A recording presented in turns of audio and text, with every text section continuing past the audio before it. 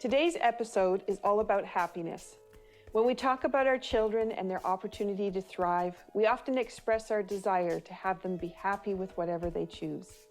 For ourselves, we want our day to be a happy one, full of beautiful connections, feeling loved, feeling connected, and enjoyment in what we're doing.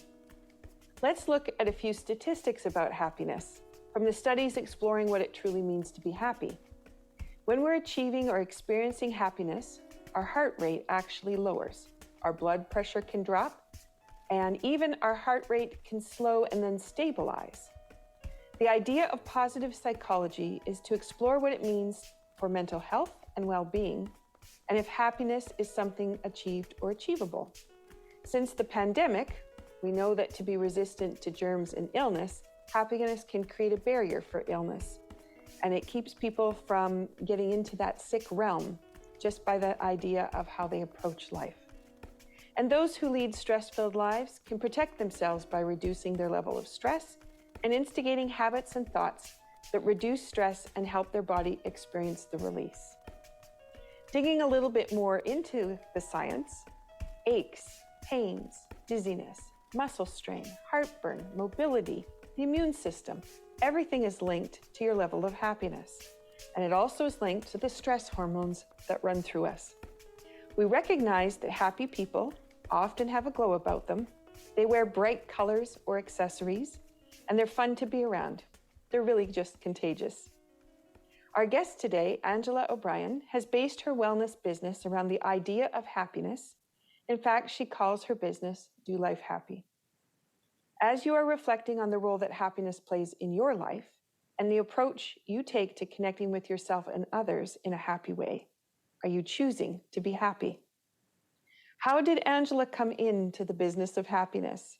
After 25 years in quality management in the medical device industry and 2 major breakdowns within a 10-year period, Angela, incapacitated and questioning life, began a journey of self-discovery and healing. And that eventually led her to the spirituality and profound sense of connection. Now committed to helping others find that same sense of connection and calm, Angela encourages individuals to identify and express their true selves and helps them reconnect to their inner world, to recognize their thoughts and emotions, and recalibrate when necessary to reclaim and regain control of their lives. Angela's work has allowed her to rediscover her own creativity. We can dive into that today. And she works with entrepreneurs to create engaging, one-of-a-kind workshops that align with their values and goals. These workshops not only provide an authentic and enjoyable experience for participants, but also help entrepreneurs to attract genuinely interested and invested individuals into their programs. You're listening to Be Well with Dr. Michelle Greenwell, sponsored by the Cape Breton Tea Company and Dance Debut Inc. And please welcome our Be Happy person, Angela O'Brien. Welcome, Angela. Thank you. Thank you for having me. So before we begin our conversation, I want to get the intention set for our listeners. So I have pulled a card from the Affirmations for the Body and Biofield deck. So I'm just holding it up for those people that are on the visual rather than a podcast listening in. And so the cover is black and it has, it's called Baby and Child actually is the ribbon that kind of appears on the front. And I've chosen a card from the Meeting the Divine deck, which is part of Lower Dantian. And I'm going to just hold that one up. So this one's got, it looks like a ray of yellow that's going out. And then it's got like a horseshoe of orange. It's got blues and greens and a tiny, tiny little bit of purple in it and some green. And so with Lower Dantian, this is a place where we store and build energy. And when we move, open and close in the hip area and below the belly button, then that's where we have the opportunity to make energy that we can use through the day, which leads to happiness. And the affirmation that goes with this one is, all your core essence to flow and permeate your being. Allow your core essence to flow and permeate your being. Fill up on the magical elixir that is you. Let it flow to every cell of your being and realign with the beauty of you. I thought that was pretty fitting for a Very happiness conversation. And all I did was I cut the deck too. I said, here's what we need for today. And I cut the deck. Okay. Wow. So if anybody's interested in more about the deck, you can find that on dancedebut.com. And from here, we're going to add tea in. So Angela, you and I talked about tea before. Do you want to share what you've brought today?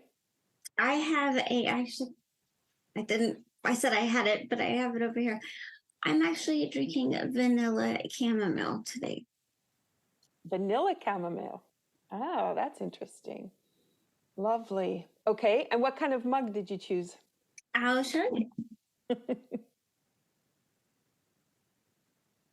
I have my, oh my goodness, I just dropped. I want to get a napkin so that I don't. It is one that my children gave me. Oh my goodness. Give peeps a Give chance? peeps a chance as opposed to give peace a chance.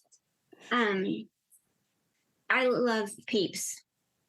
I don't eat them anymore, but so it's a big deal around my house. I get peeps on every occasion, and if you recall, they used to only make peeps at Easter, and now there are peeps every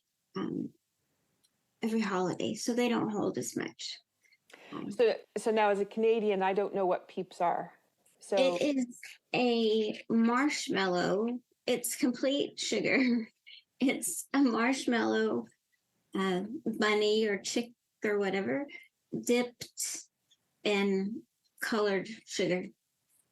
So pure sweet. Pure sugar. Pure Oh, sugar. I love it. So. Oh, the mug is so cute. It has a little blue bunny on it. Yeah, I love it. That even like, and it's a big round mug, right? So holding that is joyful. Yeah. And it's warm. Yeah. So just to give the hands that sense. Yeah. And I know for lots of people listening, they probably wonder why I make such a big deal out of tea. And yes, I've got the Cape Breton Tea Company, but it's what you do in ritual and preparation for the tea. You know, even the selection of which tea are you going to drink. And we have teas with intention in our company, and we have teas that are just for regular everyday consumption, which, you know, when you go to the cupboard, it's like, well, what do I feel like today?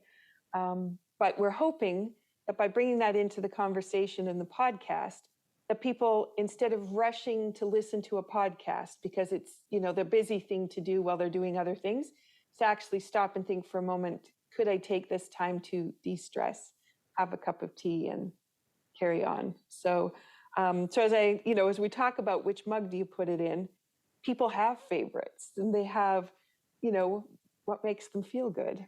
Mm-hmm. Most definitely, I have my favorites, and they tend to be ones that are this shape and round, and almost always something that I have some sentimental value. So. Exactly. And we go to get the glass out of the cupboard to, you know, have a drink of water, say. You don't reflect on the glass the same way that you do the mug. There's something different about it. To me, the reflection, your mug is a reflection of you, more so than the glass of water that you choose, or the glass that you're going to choose for your water. I don't know, but it is different. I do believe it is different. Yeah. So from the Tea with Intention series, I chose awesome today because I was thinking about the happiness, and I was thinking about the joy and the way that you approach everything. And ultimately the expression that comes out is, that's just awesome. So I thought, well, I'm going to pull that out. And this one has chamomile in it as well, but it's got lavender, peppermint, rose petals, ginger, rose hip, lemon balm, and it's the base in it is rooibos. So I call it the combination of what you'd pull out of your garden. You know, if you went around to all the herbs in the garden, what you would find. And the other piece for this one is because it's part of the intention series, that's part of the 5 elements. And we've got central and governing meridian. And that one has an infinity loop, that energy line that runs through the center core of the body. So I just wanted to bring that idea in there because hugs kind of have that same effect. And then also the way we approach love and the passion we have for life, that creates that kind of infinity loop in our relationships. And I put it in my PEI mug, just holding that up for those that are listening to the podcast, which starts out with some orange at the top and some blue and green. But this has PEI dirt in it. And I fell in love with the red dirt of PEI when I was a kid. And so it's fun to be able to know that I've got that on the side of the mug. And I know where you're in Texas, so Correct. You don't have red dirt in Texas, but in PEI and here on Cape Breton Island, we also have red dirt. And yeah, it's for me coming from the West where we had black dirt, it was so interesting to see the red and the vibrancy of the color that came out. Okay, so now we're totally sidetracked. No worries. Oh, let's start with, well, first of all, let's do a cheer. So thank you so much for coming on to the show and to sharing your story because it's a very important one. Thank you so much, Angela. Thank you. As I took my drink before. Just an everyday part of life, right? Okay, so if you would tell us about what was your incentive to shift from the corporate and science world over into the wellness industry, and tell me about some of the rigors maybe that were in the professional life that you had, and then that moment when you said, I have to make a change. I'm just curious how you brought that out. I had spent, like you mentioned, it's been about 25 years in the medical device industry and climbing the ladder constantly and moving around. The company moved me all over the place. But it was very stressful. I worked in quality management. And towards the latter part of my career, I was responsible for the quality of the products that left the building. And these are class 3 implantable devices. So it's not a Band-Aid or a toothbrush, actually something that's going into someone's body. And that's just, and there's some aspects of my personality. I'm a workaholic. I work a lot. It requires a lot of work. It's a very highly regulated industry. You have to dot your I's, cross your T's. And they just kept piling plants on facilities onto me. And from the outside, it was like I had the perfect life. Nice house, family, children, pool. We entertained every weekend. But I was unhappy. It was empty. The work didn't fulfill me. But at the time, I didn't know what it was. And everything became overwhelming.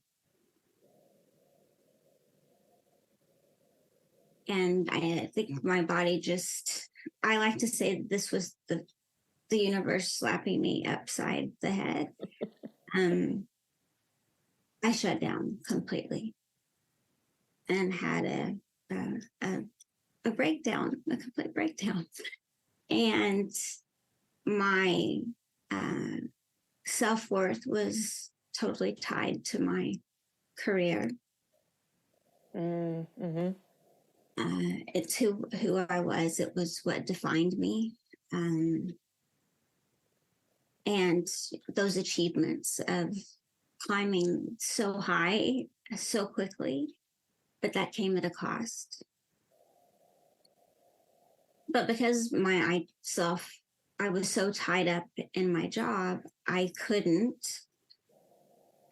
tell people when I was home on disability. I couldn't bring myself to say, well, I'm at home on disability. I couldn't even bring myself to say I'm a stay-at-home mom.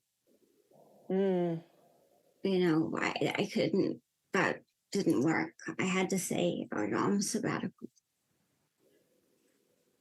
Because of this, I went back to work too soon before I was ready. And it happened again. When I went back to work, I went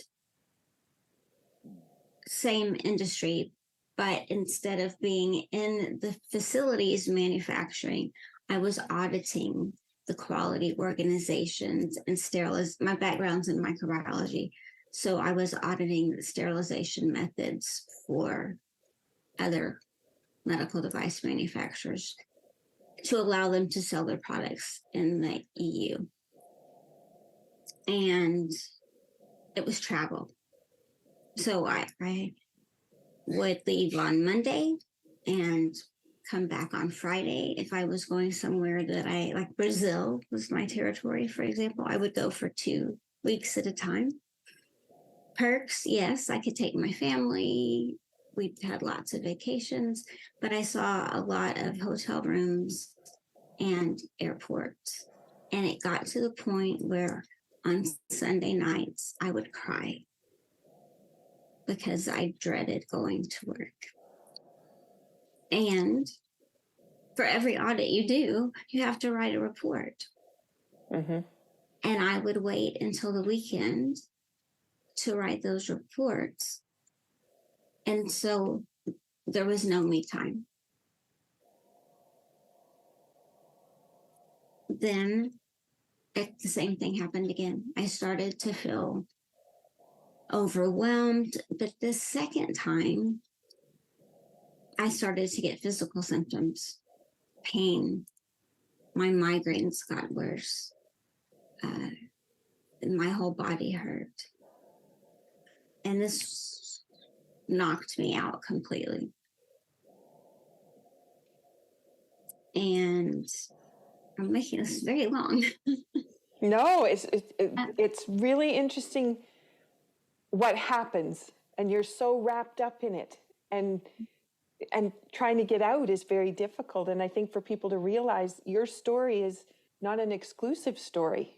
There's many people have the same kinds of things but don't know how to get out. So I'm fascinated, especially when you go back too soon, because that's also what driven people will do. And then, then what does happen when you have a second relapse. So exactly. Yes. And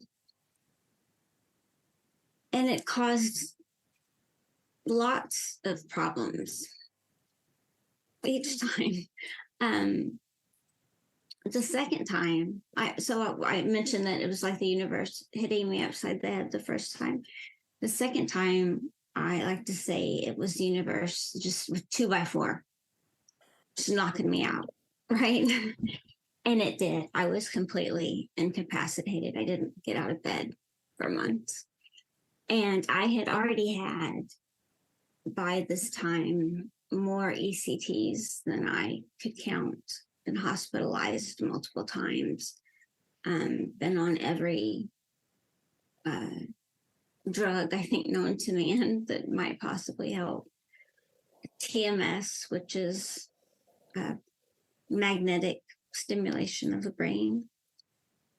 Ketamine, I mean, you name it, and I had done it. And nothing was helping. And I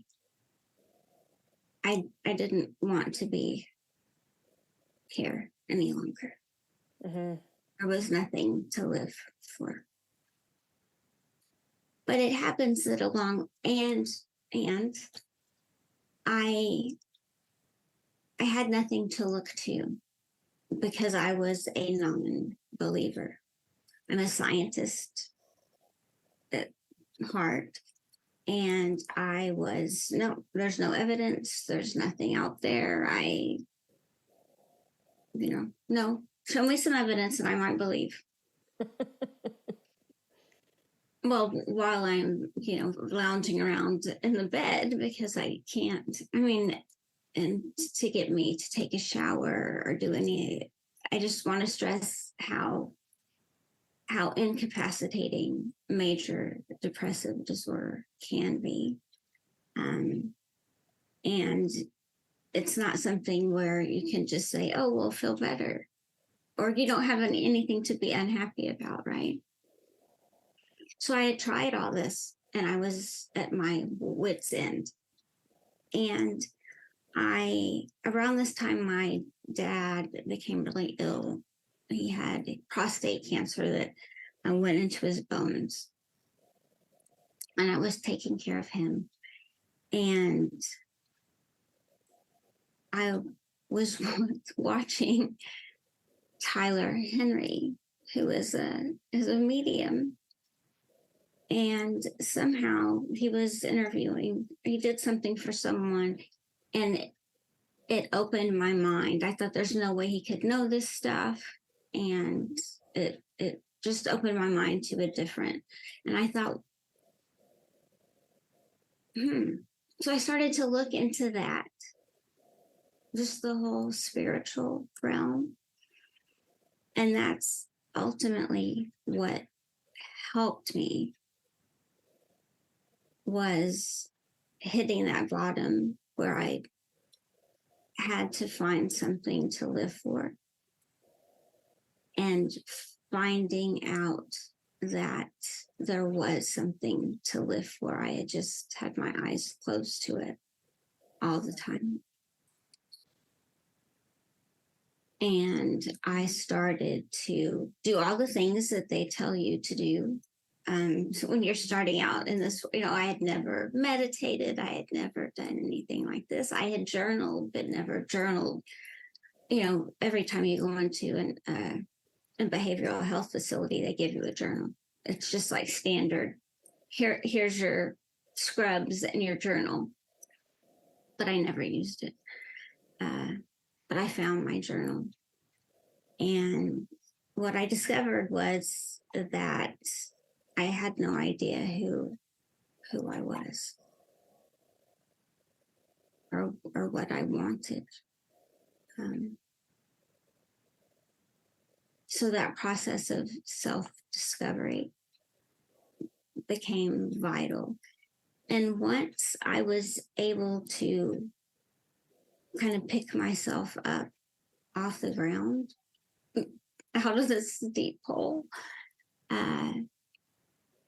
it was through journaling. It was through spiritual practice. And when you start something new, you really want to go all in. And personality tests, I have to get some water. My tea is almost gone and my mouth is getting very dry. You go head on, and I wanted to do it all. It's that driven part of me, right? I wasn't working, but it took a while because I didn't feel really well at first. And let me see if I can pour some water. Let's have a little watered down tea. I think that'll be okay. So what was I saying?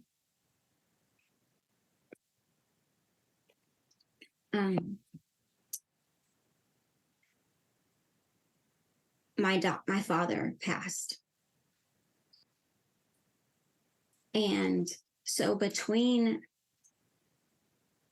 myself not wanting to be on the planet, seeing my dad pass, I started to think about my own mortality. And I'm doing all the self-development work to try to help myself. And I linked the two, and I had an experience that kind of changed my life and led me down the spiritual. It wasn't just a dip. My toe wasn't just in there. I was here for good. And I started to feel better. My pain level was lower. I had fewer migraines, and I wasn't. I could get out. I wanted to get out of bed. Wow. Which it was, my whole perspective on life changed. And with that came this desire to live and help others do the same, because what I had found was I was just doing what I was taught to do, which was, there was never any question, right? Go to college, get a good job, get married, buy a house, have children. I checked all those boxes and I still wasn't happy. But I didn't realize I had a choice. Mm-hmm. Never had I been taught that I could choose, that I didn't have to go down that route. Mm-hmm. And that was a part of that self-discovery process. Well, if I don't have to do that, who am I, and what is important to me, and what do I want to do? And that was like, hitting Fort Knox, and I wanted to share it with everyone. And I just started making videos and sharing little parts of my story. So do you have that on YouTube? Is that how you were No, sharing? I have a Facebook page where I was sharing it. Mm-hmm. And a group. I had a group where I put the videos. Perfect. And it was very cathartic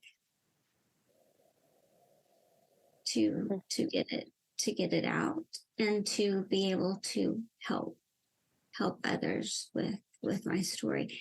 And because journaling had such a big piece of what I was doing, that's kind of where I started.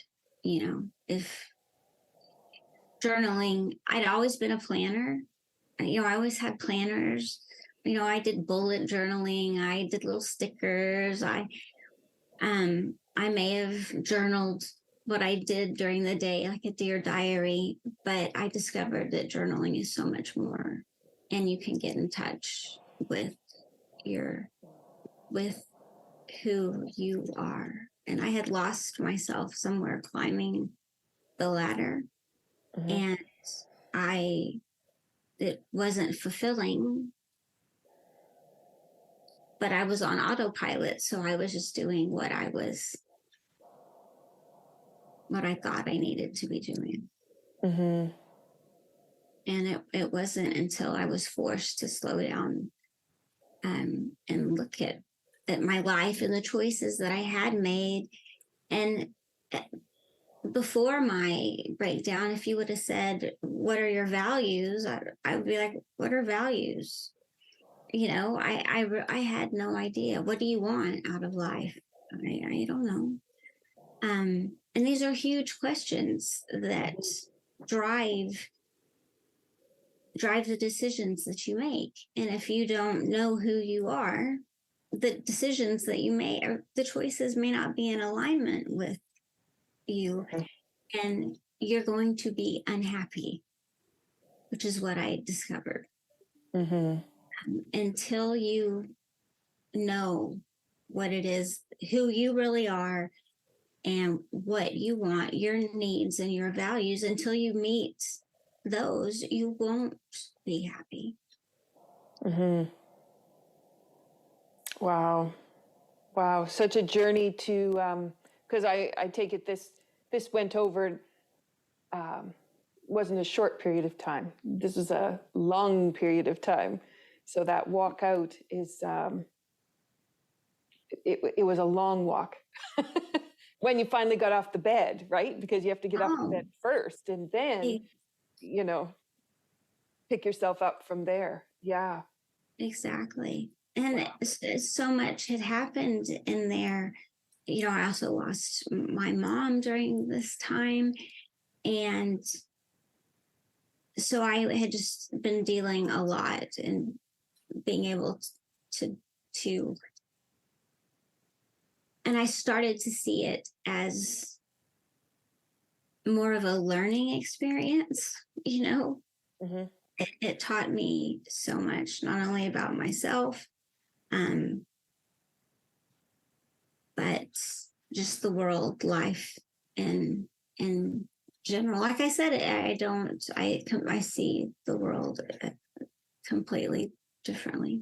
You know. Wow. Um, okay, so when you felt that draining, especially the second time too, when you already recognize the signals and they're on their way again, and you felt that, um, what's the thought process as that's coming towards you? What was in your mind there? Oh, um, I recognized it, Mm-hmm. but again, because of I can push my way through it. I just need to work harder. I just need to, and that's one of the problems. I like to say that, you know, we're conditioned to, if we just work harder, push through, do more, um, we're only valued for what we can produce. Mm-hmm. We don't value being, we value doing. Whereas if I was paying attention to some of the being, the doing would have become more, a lot easier. Mm-hmm. Yeah. So, and that's exactly what happened. So I was working from home right as I was traveling. So I didn't have an office home base. And so at first it was, well, let's just cut back on your travel and you can do remote audits or what they call dossier reviews. When a company wants to introduce a new medical device, they similar to a notified body is similar to the FDA, and they have to send all their technical documentation to notified body for review. So you just do that review and you don't have to travel so much. But when it got to I couldn't even do that. Um,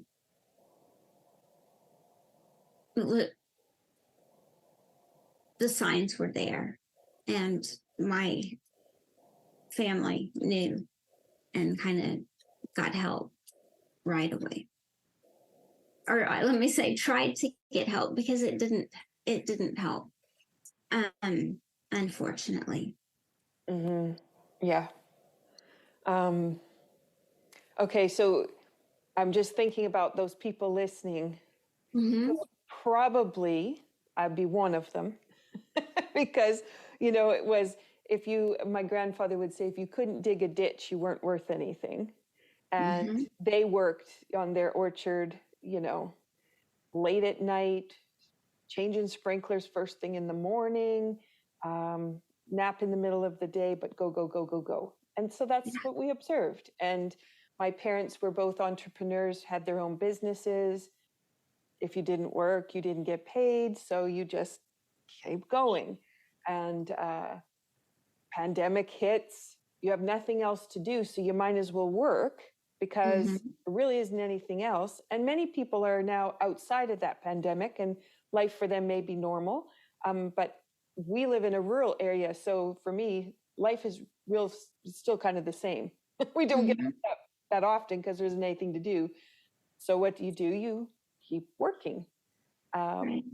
Um, and we just have this societal way about everything that that pushes you in that direction, and then being able to recognize. but to recognize earlier how to get out, E- and what are your ex- tools? exactly, because your body is talking to you all the time, and but you ignore, Mm-hmm. right? Because that conditioning is so much stronger. Do as opposed to just sit still and listen, because your body is trying to tell you, hello, you can't continue to do this. Yeah. um Definitely. I'm fascinated too because I've had lots of conversations over the last few weeks where the mind is the be all and end all. It controls how the body works. It controls how things happen. You control your thoughts. You have your conscious reasoning, and really, what happens is no, your body is signaling you, telling you all of the pieces. It has a language, but we Mm-hmm. just have forgotten the language. We've forgotten how to recognize or listen to it. And our mind then is in that overdrive, but it's just reacting to what the body is stressed about. And Exactly. and our decisions aren't good ones, and our activities aren't good, good choices always. Um, yeah, it's fascinating how much. Because we basically create our own overwhelm, Mm-hmm, mm-hmm. right? And I'm I can see that now, but of course I could hindsight's always 2020. Right. But if you do start just to pay attention and check in, I have a really good example of a recent. Um, I was doing a lot of work for a lot of different people, and I started to feel overwhelmed with all the work, and it took me right back to where I so that's what I was thinking. Oh my goodness, this is happening. I'm freaking out. And I had my luck, thankfully, I had my tools and I was able to use it. But that's a different situation where now I have tools to handle those feelings when they come up differently. I could let that overwhelm or those tasks, I could let it take me down, or I could, Angela, these are just thoughts. This is just, let's step back. What's more important? What has to be done, as opposed to the whole world is going to fall apart. And I didn't want to let anybody down. Mm-hmm. Yeah. Yeah. And that's back to that self-worth again. Is it on the outside or is it on the inside? Yeah. Exactly. Yeah. And I was going to ask you about strength. Um, what gave you the strength to make the choice to do something different? But I think what you've expressed is better than that, because it's not strength, because we have the strength. We have the strength to continue to drive forward, but it's actually the courage to not push the strength, but to actually step back from it. And then the second part is the tools, how you filled the wellness toolbox. And so where you didn't have that, so you relied on strength to carry you, then, and that's that whole try to do too much piece. Mm-hmm. Back to strategically building your business, so that, or working in the professional world where you have the tools in place to, yes, to do the job, but you were already trained for the job. So it's really about having the tools to live a good life in the job. Right. Yeah. It's, and we all say, well, we're all looking for happiness, right? And I was definitely unhappy. And when I found happiness, even though, it doesn't, it's not something that's you feel every single day or whatever. I wanted to share that. with everyone, because there are tools that you can use to help. And going back to that strength, it's, first of all, you have to want to get better. Um, and willpower alone isn't That's that strength piece again. Yeah. Isn't going to get you there. It's effort. Yeah. Right. And some allowance and some compassion, and just it's okay. The universe has my back. Which was the missing part in my life, is I didn't have that. Yeah, when you're out there driving to do those achievements, to climb the ladder, universe really doesn't play a role. That's a linear corporate piece. Yep. And it's a completely different way of thinking about things when you step back and see, where should I be going? How should I be getting there? What are the gifts that keep popping in on that journey, because I'm not so tunnel vision focused? Yeah. Exactly. When you it's different when you're forced, but you don't have to be in a situation where you're forced to slow down. Don't let it get to that point. Because if you just slow down and pay attention and learn to become present now, and see what a gift, see the beauty, pay attention to those things that I took for granted. And so gratitude plays a huge part in that. Yeah. And I know the science of gratitude, how you live your life every day, when you place it within the day, and how you finish your day with gratitude, completely transforms. And that's where that happiness quotient can go up, because you bring that piece in. And you do have the courage to let go of those old patterns that may have served those years, the generations ahead of us. But in our day and age, where we are really working hard all the time, we already are doing that. So we don't need a reminder to do more. We need a reminder to figure out how to live. Yeah. Exactly. And, in my work, what I was finding was other women that were going through the exact thing. I'm pulled here, I'm pulled there. I don't have time to do this, that, or the other. And that's just what society is. But there are tools. And we don't put enough focus on taking care of ourselves. Exactly. Okay, so out of all of this, your gift is your business. And do you want to talk a little bit about how that business grew out of your discoveries, and how it's refined in its message over the last few years? So just talking a little bit about that.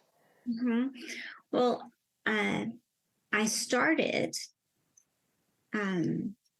because I wanted to share these tools with other women. I started Do Life Happy, where I was just sharing tools and positivity and the things that I had learned. And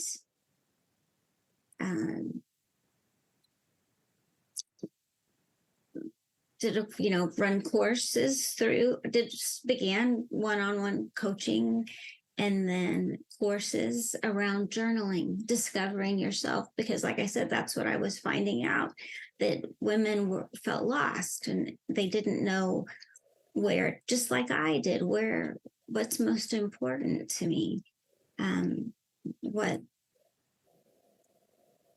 aligned. People keep hearing this word alignment. Well, what does it mean to be aligned to my values? If I have no idea what my values are. So that's how I started helping women on self-discovery journeys. And then I with it one-on-one and with the course and through journaling, discovering themselves and how they can clear their mind and determine what's important and see the stories and the patterns that are taking place that they didn't even realize, that are causing them to repeat the same behavior over and over. All the things that I had realized, and learned, I wanted to share. But in the process of, I had to learn how to do that. I had to learn how to run a business. Mm-hmm. And doing that and doing things for my business, I learned the creative side, Canva, for example. I love to play on Canva. And I, of course, joined Mastermind and have taken lots of business courses. Well, through that process, I've learned quite a bit and found that I can help others with that as well. That same self-discovery piece in life in general. If you can do life happy, you can do business happy. Mm-hmm. Exactly. And I really think that to do business happy, you really need to do life happy. They're linked together, right? They're inseparable. Yep. Because as an entrepreneur, there's really no. You're doing business first thing in the morning and you're doing business late at night. It just exactly. Yep. I don't like to use the word work-life balance. If anything, I would say I like to call it work-life harmony. Mm-hmm. You need, we to find a way that works best for you, where you can stay true to your values, is what I'm going to say. There's no shoulds, because I think that's the problem. We think we should do this. We should do, then we're back exactly where we started. So, what is important to you and how can you meet your values? And I was able to pick that up, and I started by helping people with workshops, and it's kind of grown from there. So I've learned a tremendous amount about myself and what I am capable. Mm-hmm. And when I think about the way you put your workshops together and the way you run your business, I mean, you were a scientist, so you are an attention detail person. So you've well thought through each piece that you bring into your programming, and knowing too the tools, that how they worked for you. So to be able to recognize in other people that tool will work for you in this capacity because of what you recognize and see. I think that that's one of the biggest pieces that helps me, and as I'm helping other business owners, is I have that personal development piece. And once you've gone through that, it's so easy to see in other people that you can help in ways that maybe someone who hasn't had that experience can. Exactly. So where do you think your skills are heading in your future? What's new on the horizon for you? I I I love working with groups, and I love, so, I have do life happy, I do business happy. And right now they're kind of separate entities. Mm-hmm. And I think that there's a real need to bring some of the stuff that I do over here, over here. So some of the stuff, the tools that we use and do life happy over to entrepreneurship and apply it over there. Mm-hmm. Because I Yeah. think, like we said at the beginning, if you're not happy, that's going to be reflected in your business. But if you are happy, your business is going to thrive. Mm-hmm. I mean, there's other things involved too, but you're going to have a much better chance. It Mm-hmm. shows up. It shows up in how you show up. Mm-hmm. Exactly. Yeah. And how you cultivate that, like you said, that harmony, because entrepreneurs, it really is about how you weave in and out of what is personal with what is business, and sometimes it's just always blurred. But you have that capacity to find the joy in all those little tasks and all the things that are business related, because you have to do them anyway. So Right. I mean, yeah. even just adding, gratitude or a few mindfulness practices to your day can make your day so much better, less Mm-hmm. stressful. I'm really big on, as are you, setting that intention. What do you want to accomplish? Mm-hmm. And that's not how we've been taught to do things. Mm-hmm. Not everybody knows how that can change, make such a big difference. And I just know for myself, I kind of weave in and out. I mean, I'm using my tools all day long, Mm-hmm. which I absolutely love, because, like you, once you find the tools, then it's like you would not live without them. Everything Right. you do, it revolves around the tools. But I can cultivate the perfect day. But sometimes I don't choose to, because somehow I get wrapped up in that linear thing of the tasks and the to-do list. But when I actually stop and do what I would like to cultivate as my perfect day, Mm-hmm. the experience of the day is an embodied living, rather than a to do, get the jobs done, tick the boxes at the end of the day kind of thing. And it is so different. Mm-hmm. if I have practices that I do on the days I don't do those, I can absolutely tell a difference. Mm-hmm. I had a thought, but I lost it, what I was going to say about not pushing and just doing and allowing Mm-hmm. and taking that time. You will be far more creative. Like I found that for myself. Um, Pushing yourself, pushing through, efforting Mm-hmm. is in the end not the answer. And but I think it takes living that to figure that out. I had someone this morning actually that is noticing the stress in his body. And so Mhm. he's been adding devices. So, a guard for his jaw at night, orthotics for his feet. I'm not saying these are bad things to have. It was Mhm. just that the stress levels ramping up. So he's putting these Band-Aid pieces on. And then he was commenting about how he was having trouble breathing when he was going out for long walks. And he said, Mhm. I really like to push it. So I really, really get that really good workout. And I was looking at him and I was thinking, but it's your body's telling you that's not what it needs at the moment. And he said, Mhm. I know, but I've got to push through that.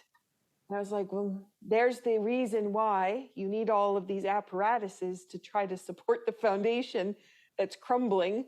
because you Right. have this desire to keep pushing at it, thinking that if you push harder, it's going to eventually catch and it's going to be right. And in Tai Chi, we have the phrase "less is more," and you can look at someone doing Tai Chi and you think they have no idea what they're doing because the moves don't look anything like they're supposed to look. And then you find out they're actually one of the masters. And it's because they know how to move from the inside so fluidly, it doesn't need to look like everybody else on the outside. Which is, if you're looking at business and you're looking at a personal life, how you move through that can really change what your business can appear like and the amount of effort required to have it appear that way. Exactly. Just what you have on your mind and the energy that you're consuming to hold all of that was one of the biggest things that I found in my business, just through journaling, right? I'm an idea person. I have tons of ideas. I always in my head, and taking the time to write those down to free up space so that I can do the things. Because yes, there are things in our businesses that we don't necessarily want, that aren't our favorite things to do. But if we approach them from a different perspective, we can at least get them done. And when we're centered and we're happy, that's what we project, and that attracts people, and that will help you build your business, because people will see that and will want to be around that. Can you share how people can find you? Yes, dolifehappy.com. Nice and simple. Yeah. Or to email Angela O'Brien at dolifehappy.com, but either place. Beautiful. Awesome. And before we close, do you have a favorite movement activity that you like to enjoy? It's actually one of the ones that I learned from you. I think we did it anyway for you, where we do and it's almost for me like a power stance too, but it's where we do our arms around the room. What did we do?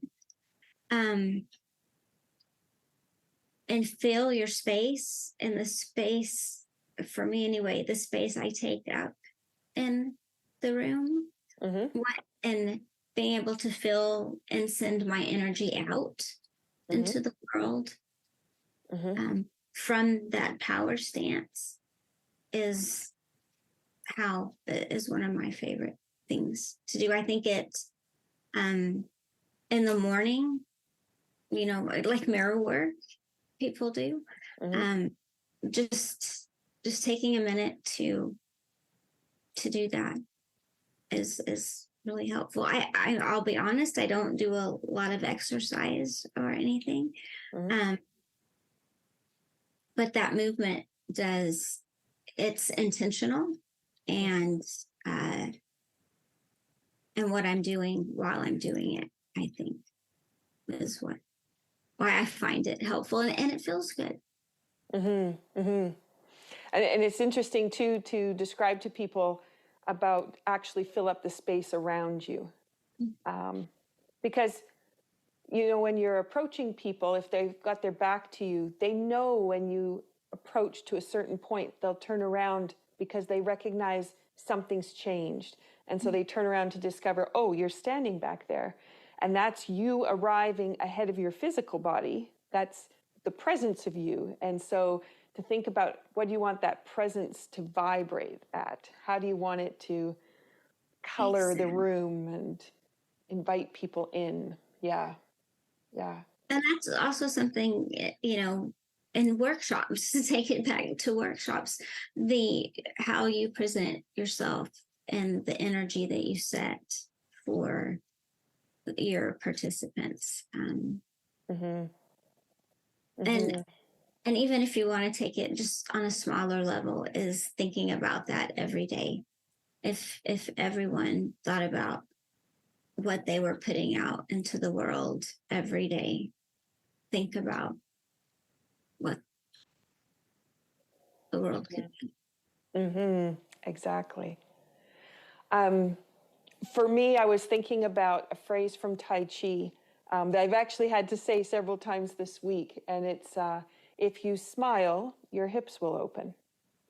And so we would always chuckle about that in Tai Chi because as you're working through de-stressing the body and you're opening up and gaining more length, and Mm-hmm. we refer to it as flexibility, but really it's about the length and the openness. When you smile, it allows all of the hinge joints to completely relax. So I was thinking about that as thinking about happiness. So as soon as you smile, you have this immediate relaxation that goes on. And from the perspective of movement, especially if you're doing a lot of time sitting, the hips have the opportunity to open and release tension that you may be holding because of the postures you're holding. So I would just invite people to think about that. And then there's the second part, which is an exercise we do in our Raising Bioenergetic Awareness course that I have co-authored with Natasha Polomsky. And that is if you think an unhappy thought and then try to stand up and then notice what it feels like and then sit back down and notice the effort it takes to get to the chair, which likely will be you'll plop back into the chair rather than sit down into the chair. And then the second time, if you bring in the happy thought, and again, you've got that idea of happy is going to open that smile on your face, it's going to open the jaw, then rise up and see how that feels. And then allow yourself to sit back down. And it's a completely different experience. So for those people that maybe can't get out of bed, they're stuck. They're at that place of they've listened to us and they're thinking, what's going to be my catalyst for me to change? What's going to allow me to move forward or make the changes that are necessary? It might be as simple as that.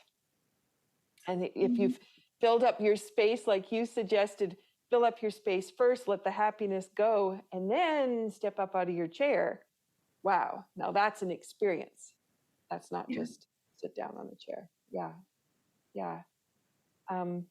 Beautiful. Okay, I think we've shared a lot for our audience, got them thinking, and inviting them to start to think differently. And I thank you so much for sharing your story and being vulnerable with it so that other people can learn and grow and not get to the place where you got to, but to stop short of that and to be able to know that there's help. So thank you so much, Angela. Yeah. Thank you. Anything else you want to add before we close? I think it would be that, There's help. That there's help, and you don't have to get there. That doesn't have to be the driver of change. And the other piece I'm just thinking about is, which is part of your story, was it took you a long time to find the right tool. Exactly. So just because you haven't found the right tool doesn't mean there isn't a right tool for you. It just means you might be looking in the wrong direction. Right. Mm-hmm. And so to think about what other directions might you be able to go. And like you said, going from a science background and moving over to spirituality, that was a big leap of faith to dive in something completely different.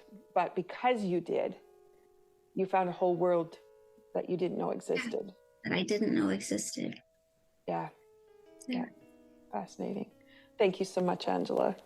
Thank you, Michelle. Season 3, we're devoting to the transformational process that happens when people reach into their authentic selves and create magic.